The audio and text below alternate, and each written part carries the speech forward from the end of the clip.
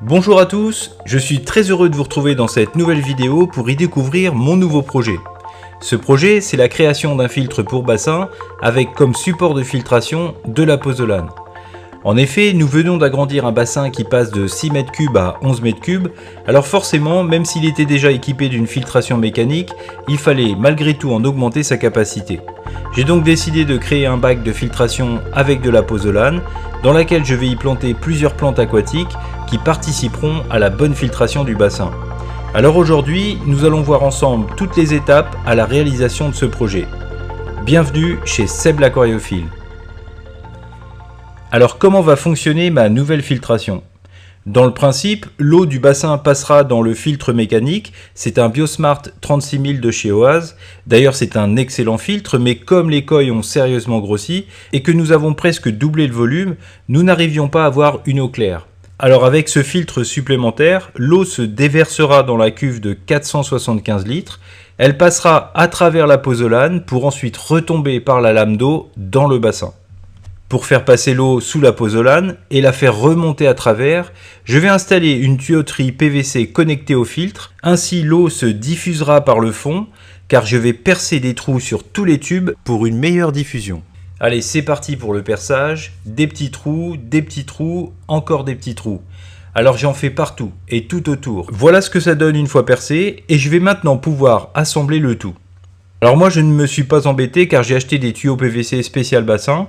Ils ont l'avantage de s'emboîter facilement et sans collage grâce à un joint d'étanchéité déjà installé. Voilà, je vais pouvoir faire l'essai de connexion et surtout je vais regarder comment l'eau se diffuse à travers les tuyaux. Ça marche plutôt pas mal, on voit bien l'eau passer. Alors avec le recul, j'aurais pu augmenter la diffusion en rajoutant d'autres tubes, un peu comme sur le dessin que je viens de réaliser.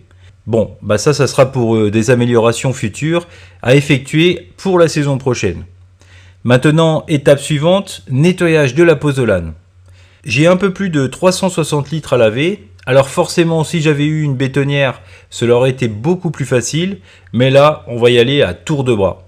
Et surtout, c'est là qu'on s'aperçoit de l'importance de bien laver la pozzolane. Car vous avez vu la couleur de l'eau, en plus elle libère une sorte de sable colmaté qui boucherait tous les tuyaux et les trous d'évacuation. Alors il faut vraiment bien la nettoyer. Bon, une fois propre et bien rincée, il n'y a plus de problème. La pozzolane est un excellent support bactérien grâce à sa porosité et elle sera parfaite pour y planter des plantes aquatiques. Et les deux actions combinées permettent une très bonne filtration. Maintenant, je vais commencer à remplir mon bac. Ça, c'est plus rapide que le nettoyage, c'est sûr. Alors si vous regardez bien, il y a un tuyau qui ressort.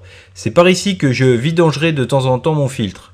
Alors ce tube va jusqu'au fond de la cuve et me permet de la vider facilement. J'ai pas voulu mettre une vanne d'évacuation pour éviter d'éventuelles fuites et c'est surtout que j'ai pas eu le temps de le faire. Alors ça aussi, cela fera partie d'améliorations futures.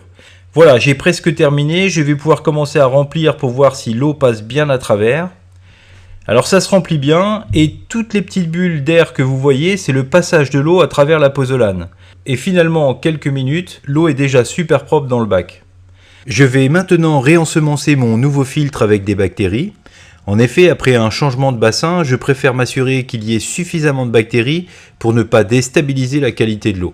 Ces bactéries vont donc coloniser la pozzolane et ainsi activer ce filtre plus rapidement.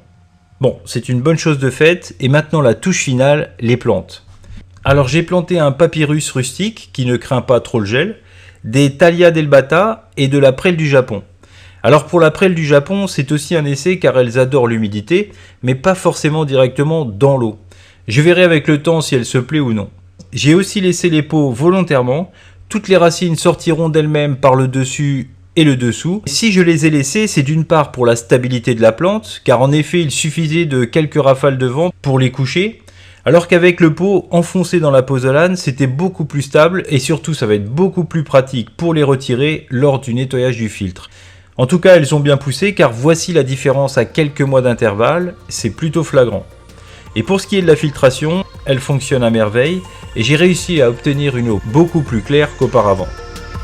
Alors j'espère que vous avez apprécié cette vidéo, je reviendrai un peu plus tard sur la construction et l'évolution du nouveau bassin et je vous invite d'ailleurs à partager dans les commentaires si vous le souhaitez toutes vos astuces et expériences à la création de filtration de bassin, ceci pour faire avancer le sujet positivement.